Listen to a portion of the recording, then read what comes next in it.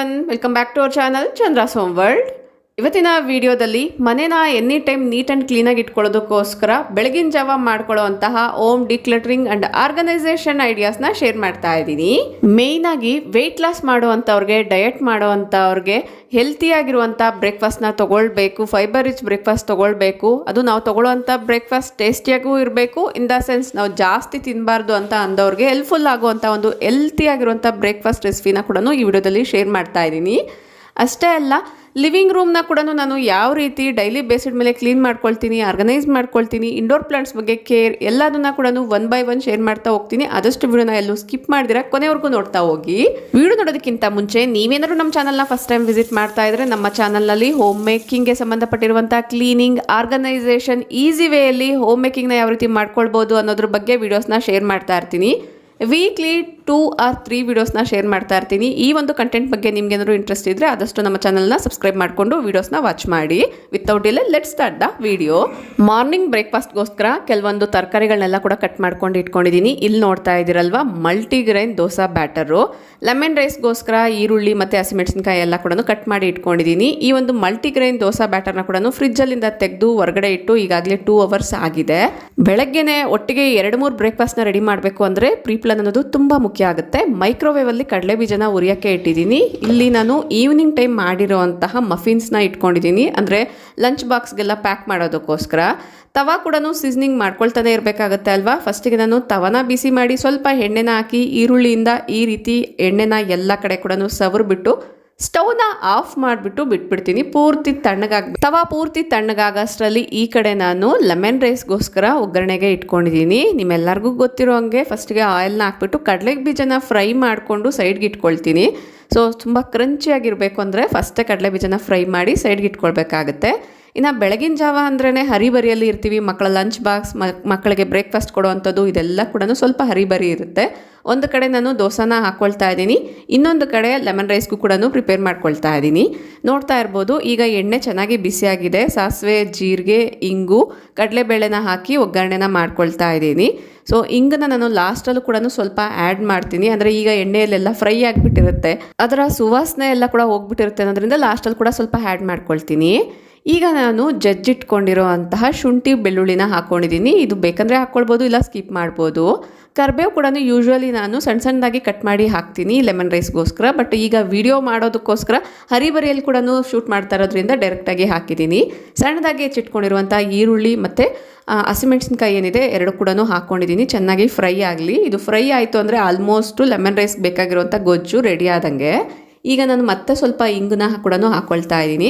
ಸೈಡಲ್ಲಿ ನಾನು ಮತ್ತೆ ಮಕ್ಕಳ ಲಂಚ್ ಬಾಕ್ಸ್ಗೋಸ್ಕರ ಪುಟ್ಟದಾಗಿರುವಂಥ ದೋಸೆ ಕೂಡ ಹಾಕ್ತಾ ಇದ್ದೀನಿ. ಮಿಲ್ಲೆಟ್ಸ್ ಬ್ಯಾಟರಿಂದ ದೋಸೆನ ಹಾಕ್ತಾ ಇರೋದ್ರಿಂದ ಹೆಲ್ತ್ ವೈಸ್ ತುಂಬಾ ಒಳ್ಳೆಯದು, ಫೈಬರ್ ರಿಚ್ ಆಗಿರೋದ್ರಿಂದ ತುಂಬಾ ಬೆನಿಫಿಟ್ಸ್ ಅಂತಲೇ ಹೇಳ್ಬೋದು. ಇಲ್ಲಿ ನೋಡ್ತಾ ಇರೋವಂಥ ಪೌಡರು ಲೆಮನ್ ರೈಸ್ಗಂತಲೇ ನಾನು ಮನೆಯಲ್ಲೇ ಒಂದು ಪೌಡರ್ನ ರೆಡಿ ಮಾಡಿ ಇಟ್ಕೊಳ್ತೀನಿ. ಈಗಾಗಲೇ ಕೆಲವೊಂದು ವೀಡಿಯೋಸಲ್ಲಿ ಶೇರ್ ಮಾಡಿದ್ದೀನಿ. ಆ ಒಂದು ಪೌಡರ್ನ ಹಾಕಿ ಮಿಕ್ಸ್ ಮಾಡಿದ್ರೆ ಹೋಟೆಲ್ ಸ್ಟೈಲಲ್ಲಿ ಲೆಮನ್ ರೈಸ್ ಚಿತ್ರಾನ್ನ ಹೆಂಗಿರುತ್ತೋ ಅದೇ ಸ್ಟೈಲಲ್ಲಿ ಅದೇ ರುಚಿ ಕೊಡುತ್ತೆ. ಈಗ ಕಟ್ ಮಾಡಿ ಇಟ್ಕೊಂಡಿರುವಂಥ ಕೊತ್ತಂಬರಿ ಸೊಪ್ಪನ್ನ ಹಾಕ್ಬಿಟ್ಟು ಆಗಲೇ ನಾವು ಕ್ರಂಚಿಯಾಗಿ ಫ್ರೈ ಮಾಡಿ ಇಟ್ಕೊಂಡಿದ್ದೀವಲ್ವ ಕಡಲೆ ಬೀಜನ, ಅದನ್ನು ಕೂಡ ಹಾಕ್ಬಿಟ್ಟು ಚೆನ್ನಾಗಿ ಮಿಕ್ಸ್ ಮಾಡೋವಂಥದ್ದು. ಇದರಲ್ಲಿ ಉಪ್ಪು, ಅರಿಶಿನ ಕೂಡ ಹಾಕಿದ್ದೀನಿ, ವಿಡಿಯೋದಲ್ಲಿ ತೋರಿಸಿದ್ದೀನಿ, ಬಟ್ ನನಗೆ ಹೇಳ್ಬೇಕಾದ್ರೆ ಮಿಸ್ ಆಗಿರುತ್ತೆ. ನೋಡ್ತಿದ್ದೀರಲ್ವ, ತುಂಬ ಟೇಸ್ಟಿಯಾಗಿ ಯಮ್ಮಿಯಾಗಿರುವಂಥ ದೋಸೆ ರೆಡಿ ಆಗಿದೆ. ಬಟ್ ಯೂಶ್ವಲಿ ನಾವು ರೈಸ್ ಮಾತ್ರನೇ ಯೂಸ್ ಮಾಡಿ ಮಾಡೋವಂಥ ದೋಸೆಗಳೇನಿದೆ, ಆ ಒಂದು ದೋಸೆನ ಒಂದು 4-5 ತಿನ್ನೋ ಅಂಥವ್ರು ಈ ಒಂದು ದೋಸೆ ಆದರೆ 2-3 ಮಾತ್ರನೇ ತಿನ್ನೋಕ್ಕೆ ಸಾಧ್ಯ. ಅಂದರೆ ಪ್ರೋಟೀನ್ ಕೂಡ ಇರೋದ್ರಿಂದ, ಹೆಲ್ತಿ ವೇ ಆಗಿರೋದ್ರಿಂದ ನಮಗೆ ಜಾಸ್ತಿ ತಿನ್ನಬೇಕು ಅಂತ ಅನಿಸಲ್ಲ. ಕಮಿಂಗ್ ಟು ವಿಡಿಯೋ, ಮೊಸರು ಮಾಡಬೇಕಾದ್ರೆ ನಾನು ಬೆಳಗಿನ ಜಾವ ಹಾಲ್ಗೆ ಹೆಪ್ಪಾಕ್ತಾ ಇರ್ತೀನಿ. ಉಗುರು ಬೆಚ್ಚಗಾದ್ಮೇಲೆ ಹಾಲ್ಗೆ ಹೆಪ್ಪನ್ನ ಹಾಕ್ಬಿಟ್ಟು ಈಗ ನೋಡಿ ಕೆಳಗಡೆ ಒಂದು ಪಾತ್ರೆಯಲ್ಲಿ ಬಿಸಿ ಹಾಲಿದೆ, ಅದರ ಮೇಲೆ ಈ ಒಂದು ಹಾಲ್ಗೆ ಹೆಪ್ಪಾಕಿರುವಂಥ ಸೆರಾಮಿಕ್ ಪಾಟ್ನ ಇಟ್ಕೊಂಡಿದ್ದೀನಿ. ಈ ರೀತಿ ಮಾಡೋದ್ರಿಂದ ವಿತಿನ್ 2 to 3 hours ಅಲ್ಲಿ ಮೊಸರು ಗಟ್ಟಿಯಾಗಿ ರೆಡಿ ಆಗಿರುತ್ತೆ. ಇಂಟ್ರೆಸ್ಟ್ ಇರೋರು ಒಂದ್ಸರಿ ಟ್ರೈ ಮಾಡಿ ನೋಡಿ. ತುಂಬ ಸರಿ ಹೇಳ್ತಾ ಇರ್ತೀನಿ, ಸೀಸನ್ ಆಗಿರೋದ್ರಿಂದ ನಿಮ್ಗೆ ಯಾರಿಗಾದ್ರೂ ಉಪಯೋಗ ಆಗುತ್ತೆ ಅನ್ನೋದ್ರಿಂದ ಶೇರ್ ಮಾಡ್ತಾ ಇದ್ದೀನಿ. ಈಗ ಒಂದ್ಸರಿ ನಾನು ಕೌಂಟರ್ನ ಸ್ಟವ್ ಎಲ್ಲ ಕೂಡ ಒಂದ್ಸರಿ ವೈಪ್ ಮಾಡ್ಕೊಳ್ತಾ ಇರ್ತೀನಿ. ಮಕ್ಕಳ ಲಂಚ್ ಬಾಕ್ಸ್, ಮಕ್ಕಳು ಸ್ಕೂಲ್ಗೆ ಹೋಗ್ಬೇಕಾದ್ರೆ ಸ್ವಲ್ಪ ಹರಿಬರಿ ಇರುತ್ತೆ. ಕೆಲವೊಂದ್ಸರಿ ಎಣ್ಣೆ ಎಲ್ಲ ಕೂಡ ಸ್ಟವ್ ಮೇಲೆಲ್ಲ ಸಿಡಿದಿರುತ್ತೆ ಅಲ್ವಾ, ಆಗಿಂದಾಗಲೇ ಕ್ಲಿಯರ್ ಮಾಡಿಕೊಂಡ್ರೆ ಸ್ಟವ್ ಕೂಡ ಎನಿ ಟೈಮ್ ನೀಟಾಗಿರುತ್ತೆ ಅನ್ನೋದ್ರಿಂದ.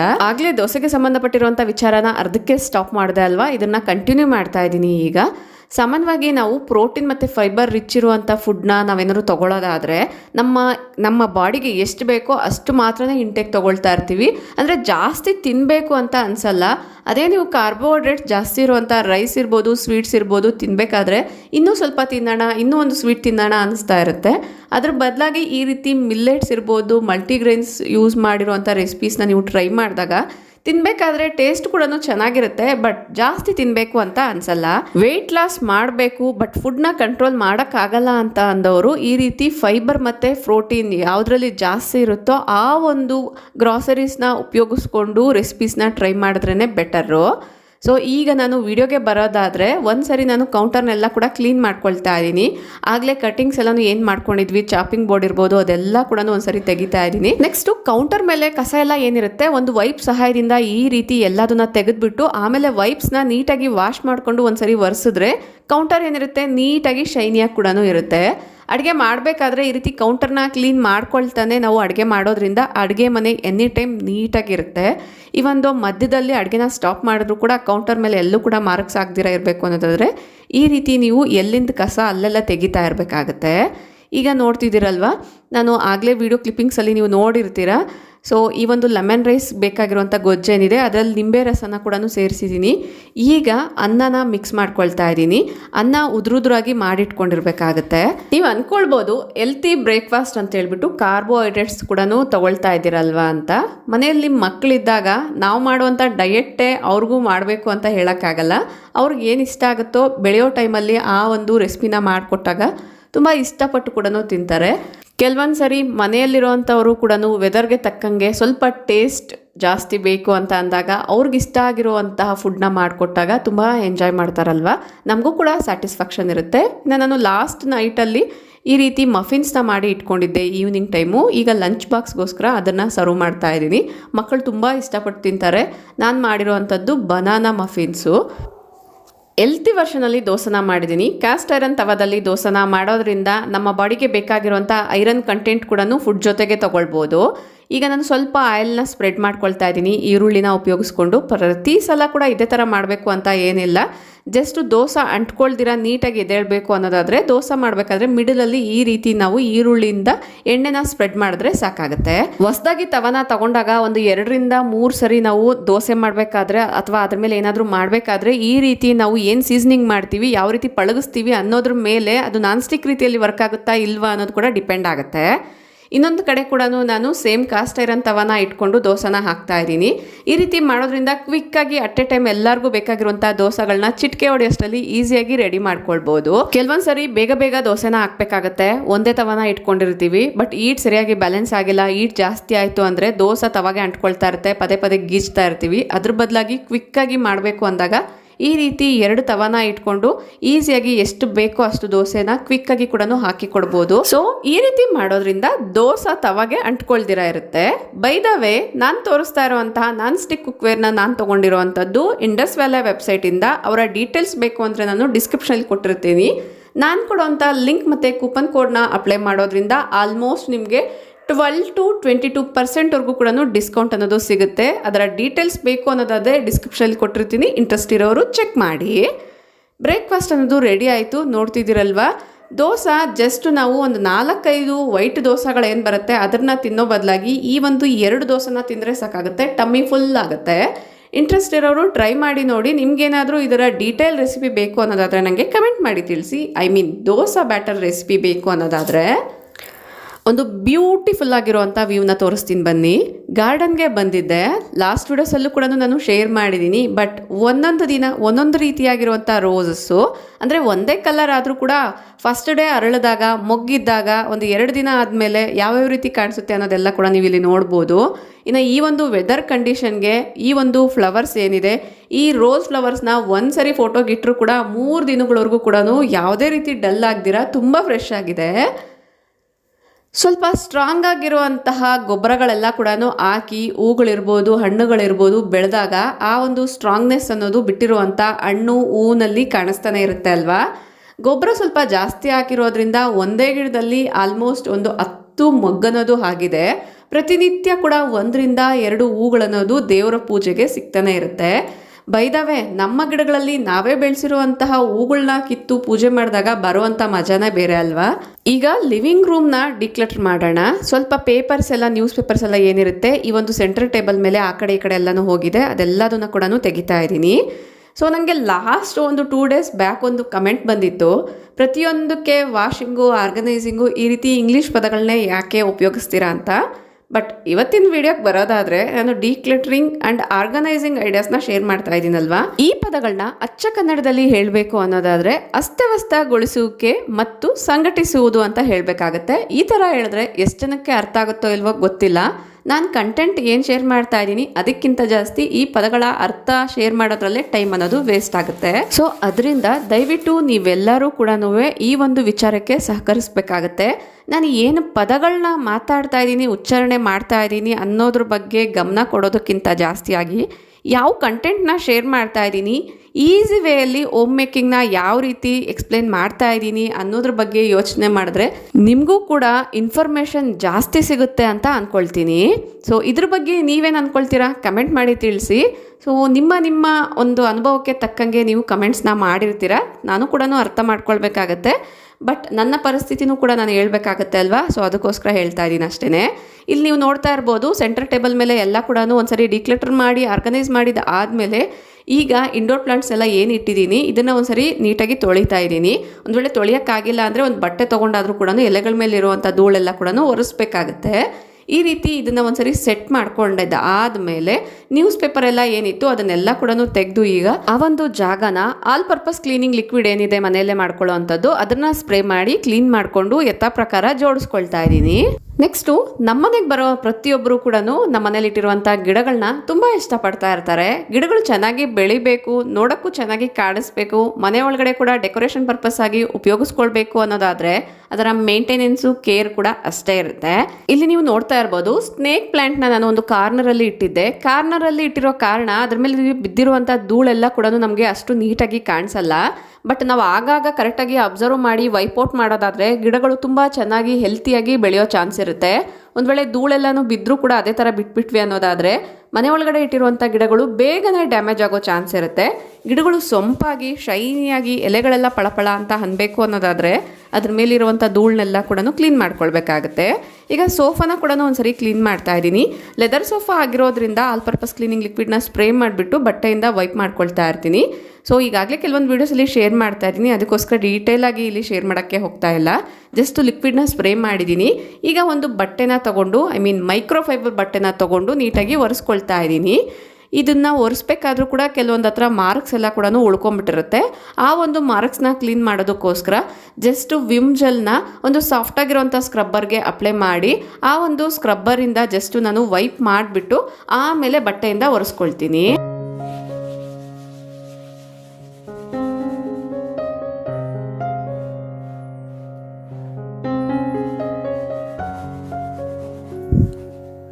ಯಾವುದೇ ವಸ್ತು ಇರ್ಬೋದು, ಲಿವಿಂಗ್ ಪ್ಲಾಂಟ್ ಇರ್ಬೋದು, ಯಾವುದಾದ್ರೂ ಸರಿ ಮೇಂಟೆನೆನ್ಸ್ ಅನ್ನೋದು ತುಂಬ ಮುಖ್ಯ ಆಗುತ್ತೆ.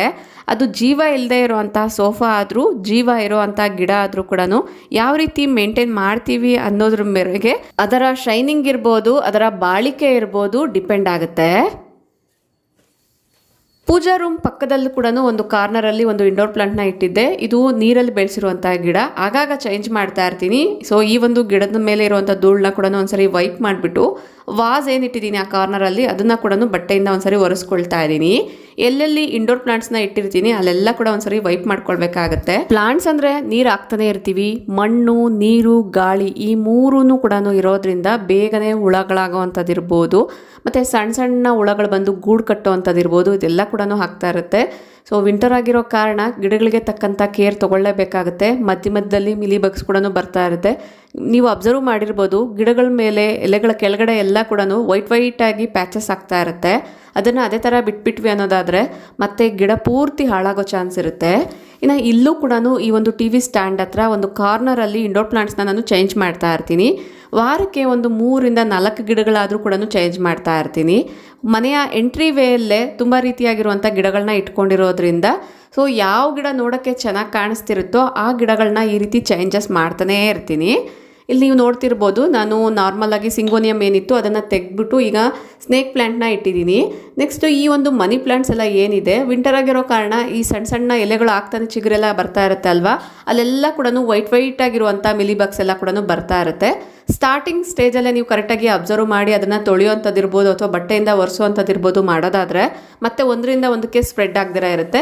ಇಲ್ಲ ಅನ್ನೋದಾದರೆ ಓಲ್ ಗಿಡ ಬೇಗನೆ ಹಾಳಾಗೋ ಚಾನ್ಸ್ ಇರುತ್ತೆ. ಫಸ್ಟಿಗೆ ವೈಟ್ ಆಗಿ ಬಂದು ಆಮೇಲೆ ಗಿಡದ ಮೇಲೆ ಅಂದರೆ ಎಲೆಗಳ ಮೇಲೆ ಎಲ್ಲ ಕೂಡ ಬ್ಲಾಕಿಶ್ ಆಗಿಬಿಟ್ಟು ಆಮೇಲೆ ಬೇಗ ಹಾಳಾಗೋ ಚಾನ್ಸ್ ಇರುತ್ತೆ. ಸೊ ಅದಕ್ಕೋಸ್ಕರ ಈ ರೀತಿ ಮಾಡಬೇಕಾದ್ರೆ ಒಣಗಿರುವಂಥ ಎಲೆಗಳು, ರೆಂಬೆ ಕೊಂಬೆಗಳನ್ನೆಲ್ಲ ಕೂಡ ಕಟ್ ಮಾಡಿ ವೈಪ್ ಮಾಡಬೇಕಾಗತ್ತೆ. ಈಗ ನೋಡ್ತಾ ಇರೋವಂಥದ್ದು ಕೂಡ ಮನಿ ಪ್ಲಾಂಟು ನಾನು TV ಸ್ಟ್ಯಾಂಡ್ ಹತ್ರ ಇಟ್ಟಿದ್ದೆ, ಬಟ್ ಈಗ ಚೇಂಜ್ ಮಾಡಿ ಇದನ್ನು ಹೊರಗಡೆ ಇಟ್ಕೊಳ್ತಾ ಇದ್ದೀನಿ. TV ಸ್ಟ್ಯಾಂಡ್ ಹತ್ರ ಇರ್ಬೋದು, ಮನೆ ಒಳಗಡೆ ಇಟ್ಟಿರುವಂಥ ಗಿಡಗಳನ್ನ ಈ ಸ್ನೇಕ್ ಪ್ಲ್ಯಾಂಟ್ ಬಿಟ್ಟು ಬೇರೆ ಪ್ಲ್ಯಾಂಟ್ಸ್ನ ನಾನು ಆಗಾಗ ಚೇಂಜ್ ಮಾಡ್ತಾನೆ ಇರ್ತೀನಿ. ಇಲ್ಲ ಅಂದರೆ ಗಿಡಗಳ ಮೇಲೆ ಇರುವಂಥ ಎಲೆಗಳೆಲ್ಲ ಕೂಡ ಬೇಗನೆ ಯೆಲ್ಲೋ ಕಲರ್ ಆಗಿಬಿಟ್ಟು ಗಿಡ ಬೇಗ ಒಣಗೋಗೋ ಚಾನ್ಸ್ ಇರುತ್ತೆ. ಸೊ ಅದಕ್ಕೋಸ್ಕರ ಆದಷ್ಟು ಆಗಾಗ ಸನ್ಲೈಟ್ಗೋಸ್ಕರ ಈ ರೀತಿ ಚೇಂಜಸ್ ಮಾಡ್ಕೊಳ್ತಾ ಇರ್ತೀನಿ. ನೀರಲ್ಲಿ ಬೆಳೆಸಿರುವಂಥ ಗಿಡಗಳೇನಿದೆ, ಈ ಗಿಡಗಳ ಮೇಲೂ ಕೂಡ ಆಗಲೇ ಹೇಳ್ದಂಗೆ ವೈಟ್ ಆಗಿರುವಂಥ ಪ್ಯಾಚಸ್ ಅನ್ನೋದು ಬಂದಿತ್ತು. ಎಲ್ಲದನ್ನು ಕೂಡ ನಾನು ಸಿಂಕ್ ಹತ್ರ ತೊಗೊಂಡೋಗಿ ನೀಟಾಗಿ ವಾಶ್ ಮಾಡಿಬಿಟ್ಟು ಈಗ ಅದರ ಪ್ಲೇಸಲ್ಲಿ ಜೋಡಿಸ್ಕೊಳ್ಳೋಣ ಅನ್ನೋದ್ರಿಂದ ಈ ರೀತಿಯಾಗಿ ಇಟ್ಕೊಳ್ತಾ ಇದ್ದೀನಿ. ಇಲ್ಲಿ ನೋಡ್ತಿದ್ದೀರಲ್ವ, ಇದೊಂದು ಕುಟಾಣಿ. ಈ ಕುಟಾಣಿಯಲ್ಲೂ ಕೂಡ ಒಂದು ಪ್ಲ್ಯಾಂಟ್ನ ಹಾಕಿದ್ದೆ, ಸ್ಪೈಡರ್ ಪ್ಲ್ಯಾಂಟ್ನ. ಅದರಲ್ಲಿರುವಂಥ ಒಣಗಿರೋ ಎಲೆಗಳನ್ನೆಲ್ಲ ಕೂಡ ತೆಗಿತಾ ಇದ್ದೀನಿ. ಈ ರೀತಿ ಮಾಡಬೇಕಾದ್ರೆ ಯಾವುದ್ಯಾವುದಕ್ಕೆ ಜಾಸ್ತಿ ಹುಳ ಆಗಿರುತ್ತೋ ಅಂಥದಕ್ಕೆ ಒಂದು ಲಿಕ್ವಿಡ್ನ ಸ್ಪ್ರೇ ಮಾಡ್ತೀನಿ. ತುಳಸಿ ಗಿಡಕ್ಕೆ ಸ್ಪ್ರೇ ಮಾಡ್ತೀನಲ್ಲ ಅದೇ ಲಿಕ್ವಿಡ್ನೇ ಸ್ಪ್ರೇ ಮಾಡ್ಕೊಳ್ತಾ ಇದ್ದೀನಿ. ವಿಡಿಯೋ ಲೆಂತಿ ಆಗುತ್ತೆ ಅನ್ನೋದ್ರಿಂದ ಆದಷ್ಟು ಫಾಸ್ಟ್ ಫಾರ್ವರ್ಡ್ ಮಾಡಿ ಶೇರ್ ಮಾಡ್ತಾ ಇದ್ದೀನಿ. ನೋಡ್ತಾ ಇದ್ದೀರಲ್ವಾ, ಈ ಒಂದು ಗಿಡಗಳನ್ನ ನಾನು ಸಿಂಕ್ ಹತ್ರ ತೊಗೊಂಡು ಬಂದು ಎಲೆಗಳ ಮೇಲಿರುವಂಥ ವೈಟ್ ಪ್ಯಾಚಸ್ ಎಲ್ಲ ಏನಿರುತ್ತೆ ಅದನ್ನೆಲ್ಲ ಕೂಡ ನೀಟಾಗಿ ತೊಳೆದು, ನೀರಲ್ಲಿಟ್ಟಿರುವಂಥ ಗಿಡಗಳಾದರೆ ನೀರನ್ನ ಚೇಂಜ್ ಮಾಡ್ತೀನಿ. ಬಾಟಲ್ ಎಲ್ಲ ಕೂಡ ಒಂದ್ಸರಿ ನೀಟಾಗಿ ವಾಶ್ ಮಾಡ್ಕೊಳ್ತಾ ಇರ್ತೀನಿ. ಅಂದರೆ ಬಾಟಲ್ ಒಳಗಡೆ ಎಲ್ಲ ಪಾಚಿ ಎಲ್ಲ ಕಟ್ತಿರುತ್ತೆ ಅಲ್ವಾ, ಜಸ್ಟ್ ನಾನು ಶೇಕ್ ಮಾಡಿಬಿಟ್ಟು ಕ್ಲೀನ್ ಮಾಡ್ಕೊಳ್ತಾ ಇರ್ತೀನಿ.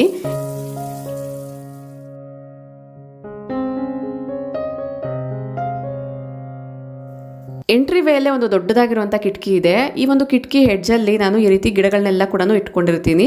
ಸೊ ಪುಟ್ಟದಾಗಿರುವಂಥ ಗಿಡಗಳಾಗಿರೋದ್ರಿಂದ ಈ ಒಂದು ಪ್ಲೇಸಲ್ಲಿ ಕರೆಕ್ಟಾಗಿ ಸೂಟ್ ಆಗುತ್ತೆ. ಇಲ್ಲಿ ನೋಡ್ತಾ ಇರ್ಬೋದು, ಇದು ಒಂದು ಸಿಟ್ಔಟ್ ಏರಿಯಾ ಅಥವಾ ಶೂ ರ್ಯಾಕ್ ಅಂತ ಕೂಡ ಹೇಳ್ಬೋದು. ಈ ಒಂದು ರ್ಯಾಕ್ ಮೇಲೆ ಕೂಡ ಕೆಲವೊಂದು ಗಿಡಗಳನ್ನ ಇಟ್ಕೊಂಡಿದ್ದೀನಿ. ಇದನ್ನು ಕೂಡ ಒಂದ್ಸರಿ ವೈಪ್ ಮಾಡಿಕೊಂಡು ಆಮೇಲೆ ಗಿಡಗಳನ್ನ ಜೋಡ್ಕೊಳ್ತಾ ಇದ್ದೀನಿ. ಈಗ ನೋಡ್ತಾ ಇರೋವಂಥ ಗಿಡದ ಮೇಲಿರುವಂಥ ಎಲೆಗಳು ಕೂಡ ತುಂಬ ಬ್ಲಾಕ್ ಆಗಿ ಆಗಿಬಿಟ್ಟಿತ್ತು. ಅಂದರೆ ಇದಕ್ಕೆ ಸ್ವಲ್ಪ ಹುಳ ಆಗಿದೆ ಅಂತ ಅಂದ್ಕೊಳ್ತೀನಿ. ಸೊ ಅದಕ್ಕೋಸ್ಕರ ಈ ಒಂದು ಸೀಸನಲ್ಲಿ ಈ ರೀತಿ ಆಗಿದೆ. ಸೊ ಕೆಲವೊಂದು ಗಿಡಗಳು ಈ ವಿಂಟರಲ್ಲಿ ಈ ರೀತಿ ಆಗ್ತಾ ಇರುತ್ತೆ, ಆದಷ್ಟು ಚೆಕ್ ಮಾಡ್ಕೊಳ್ಬೇಕಾಗುತ್ತೆ. ಒಂದ್ಸರಿ ನೀಟಾಗಿ ಎಲೆಗಳನ್ನೆಲ್ಲ ಕೂಡ ಬಟ್ಟೆಯಿಂದ ಒರೆಸ್ಬಿಟ್ಟು ಬುಡದಲ್ಲಿ ಮಣ್ಣೆಲ್ಲ ಏನಿರುತ್ತೆ ಅದನ್ನು ಚೆಕ್ ಮಾಡ್ಕೊಳ್ತಾ ಇದ್ದೀನಿ. ಎಕ್ಸ್ಟ್ರಾ ಕಸ ಎಲ್ಲ ಏನಿರುತ್ತೆ, ಒಣಗಿರುವಂಥ ಹೂಗಳು ಆಮೇಲೆ ಎಲೆಗಳೆಲ್ಲ ಏನಿರುತ್ತೆ ಅದನ್ನೆಲ್ಲ ಕೂಡ ತೆಗಿತಾ ಇದ್ದೀನಿ. ಇದಕ್ಕೂ ಕೂಡ ಒಂದು ಲಿಕ್ವಿಡ್ನ ಸ್ಪ್ರೇ ಮಾಡ್ತಾ ಇದ್ದೀನಿ. ಇದು ತುಳಸಿ ಗಿಡಕ್ಕೆ ಸ್ಪ್ರೇ ಮಾಡುವಂಥ ಲಿಕ್ವಿಡ್. 1 ಲೀಟರ್ ನೀರಿಗೆ ಒಂದು 1/4 ಸ್ಪೂನಷ್ಟು ಕಾಫಿ ಪೌಡರ್ನ ಹಾಕ್ಕೊಳ್ಬೇಕಾಗತ್ತೆ. ಇನ್ಸ್ಟೆಂಟ್ ಕಾಫಿ ಪೌಡರ್ ಇದ್ರೂ ಬೆಸ್ಟು. ನಾರ್ಮಲ್ ಕಾಫಿ ಪೌಡರ್ ಆದರೆ ಶೋಧಿಸ್ಬಿಟ್ಟು ತಗೊಳ್ಬೇಕಾಗತ್ತೆ. ಸೊ ಅದ್ರ ಜೊತೆಗೆ ಒಂದು 4 ಡ್ರಾಪಷ್ಟು ಡೆಟಾಲ್ನ ಹಾಕ್ಕೊಂಡು ಚೆನ್ನಾಗಿ ಶೇಕ್ ಮಾಡಿಬಿಟ್ಟು ವಿಡಿಯೋದಲ್ಲಿ ತೋರಿಸ್ದಂಗೆ ಸ್ಪ್ರೇ ಬಾಟಲಿಂದ ಸ್ಪ್ರೇ ಮಾಡೋದಷ್ಟೇ. ಈ ರೀತಿ ಮಾಡೋದ್ರಿಂದ ಗಿಡಗಳು ಹೆಲ್ತಿಯಾಗಿ ಕೂಡ ಗ್ರೋ ಆಗುತ್ತೆ, ಸಣ್ಣ ಪುಟ್ಟ ಹುಳಗಳಿದ್ರೂ ಕೂಡ ಅವಾಯ್ಡ್ ಆಗುತ್ತೆ. ನಾನು ನಮ್ಮ ಮನೇಲಿರುವಂಥ ಎಲ್ಲ ಗಿಡಗಳಿಗೂ ಕೂಡ ಏನಾದರೂ ಔಷಧಿನ ಸ್ಪ್ರೇ ಮಾಡ್ತೀನಿ ಅಂದರೆ ಅದು ಈ ಒಂದು ಔಷಧಿ ಮಾತ್ರನೇ. ಈ ರೀತಿ ಎಲ್ಲೆಲ್ಲಿ ಗಿಡಗಳನ್ನ ಇಟ್ಟಿದ್ದೀನಿ ಅಲ್ಲೆಲ್ಲ ಕೂಡ ಒಂದ್ಸರಿ ಚೆಕ್ ಮಾಡಿಕೊಂಡು ಒಣಗಿರುವಂಥ ಎಲೆಗಳನ್ನೆಲ್ಲ ಕೂಡ ತೆಗಿತಾ ಇದ್ದೀನಿ. ಆಗಲೇ ತೋರಿಸಿರುವಂಥ ಲಿಕ್ವಿಡ್ನ ತುಳಸಿ ಗಿಡಕ್ಕೂ ಕೂಡ ಸ್ಪ್ರೇ ಮಾಡ್ತಾ ಇದ್ದೀನಿ ಈಗಾಗಲೇ. ಸೊ ಈ ಒಂದು ಲಿಕ್ವಿಡ್ ಬಗ್ಗೆ ತುಂಬ ವಿಡಿಯೋಸಲ್ಲಿ ಕೂಡ ಶೇರ್ ಮಾಡಿದ್ದೀನಿ. ಬಟ್ ಆದರೂ ಕೂಡ ಆಗಾಗ ಕೇಳ್ತದೇ ಇರ್ತೀರಾ, ನಿಮ್ಮ ಇಂಡೋರ್ ಪ್ಲಾಂಟ್ಸ್ನ ತೋರಿಸಿ, ಯಾವ ರೀತಿ ಇಟ್ಕೊಂಡಿದ್ದೀರಾ ತೋರಿಸಿ ಅಂತ. ಸೊ ಅದಕ್ಕೋಸ್ಕರ ಇಲ್ಲಿ ಶೇರ್ ಮಾಡ್ತಾ ಇದ್ದೀನಿ ಅಷ್ಟೇ. ನಾನು ಪೂಜೆಗಿಟ್ಟಿರುವಂಥ ಹೂಗಳನ್ನ ಕೂಡ ಗಿಡಗಳಲ್ಲಿ ಈ ರೀತಿ ಹಾಕ್ತಾ ಇರ್ತೀನಿ. ಸೊ ಆ ಹೂಗಳನ್ನೆಲ್ಲ ಕೂಡ ತೆಗೆದ್ಬಿಟ್ಟು ಈಗ ಒಂದು ಪಾಟಲ್ಲಿ ಹಾಕ್ಕೊಳ್ತಾ ಇದ್ದೀನಿ. ಸೊ ಅದಕ್ಕೋಸ್ಕರ ಆ ಪೂಜೆಗೆ ಯೂಸ್ ಮಾಡಿರುವಂಥ ಹೂಗಳೆಲ್ಲ ಏನಿರುತ್ತೆ ಅದನ್ನು ಸಪ್ರೇಟಾಗಿ ತೆಗೆದು ಇಟ್ಕೊಂಡಿದ್ದೀನಿ. ಈಗ ನಾನು ಗಿಡಗಳ ಬಗ್ಗೆ ಕೇರ್ ಮಾಡಿದಾಗ ಅಥವಾ ಗಿಡಗಳಲ್ಲಿರುವಂಥ ಒಣಗಿರೋ ಎಲೆಗಳು ಎಲ್ಲ ಕೂಡ ತೆಗೆದಾಗ ಈ ರೀತಿ ಕಸ ಅನ್ನೋದು ಜಾಸ್ತಿನೇ ಕಲೆಕ್ಟ್ ಆಗುತ್ತೆ. ಅದೆಲ್ಲ ಕೂಡ ಸಪ್ರೇಟಾಗಿ ತೆಗೆದು ಡಸ್ಟ್ಬಿನ್ಗೆ ಹಾಕ್ತೀನಿ. ಬೇಸಿಗೆ ಟೈಮಲ್ಲಿ ಆದರೆ ಗಿಡಗಳಲ್ಲೇ ಹಾಕ್ಬೋದು. ಬಟ್ ವಿಂಟರಲ್ಲಿ, ಮಳೆಗಾಲದಲ್ಲಿ ಆದರೆ ಫಂಗಸ್ ಎಲ್ಲ ಫಾರ್ಮ್ ಆಗುತ್ತೆ, ಅದರಿಂದ ಸಣ್ಣ ಸಣ್ಣ ಹುಳಗಳೆಲ್ಲ ಕೂಡ ಗಿಡಗಳಿಗೆ ಆಗುತ್ತೆ ಅನ್ನೋದ್ರಿಂದ ಈ ರೀತಿ ತೆಗೆದ್ಬಿಟ್ಟು ಕ್ಲೀನ್ ಮಾಡ್ಕೊಳ್ತಾ ಇದ್ದೀನಿ. ನೋಡಿದ್ರಲ್ವಾ, ಗಿಡಗಳು ನೋಡೋಕ್ಕೆ ಎಷ್ಟು ಸುಂದರವಾಗಿ ಕಾಣಿಸುತ್ತೋ ಅದಕ್ಕೇನಾದರೂ ಸಣ್ಣ ಪುಟ್ಟ ಹುಳ ಆದಾಗ, ಗಿಡ ಡ್ಯಾಮೇಜ್ ಆದಾಗ ಅಷ್ಟೇ ಕೇರ್ ತೊಗೊಳ್ಬೇಕಾಗತ್ತೆ. ಐ ಹೋಪ್ ಗಾರ್ಡನ್ ಇಷ್ಟಪಡೋ ಅಂಥವ್ರಿಗೆ ಈ ಒಂದು ವಿಡಿಯೋ ತುಂಬಾ ಯೂಸ್ಫುಲ್ ಆಗಿದೆ ಅಂತ ಅಂದ್ಕೊಳ್ತೀನಿ. ಗಿಡಗಳನ್ನೆಲ್ಲ ಕೂಡ ಕರೆಕ್ಟಾಗಿ ಸೆಟ್ ಮಾಡಿಕೊಂಡು ಆ ಒಂದು ಜಾಗನೆಲ್ಲ ಕೂಡ ಕ್ಲೀನ್ ಮಾಡಿದಾದ್ಮೇಲೆ ನೋಡೋಕ್ಕೆ ಈ ರೀತಿಯಾಗಿ ಕಾಣಿಸ್ತಾ ಇದೆ.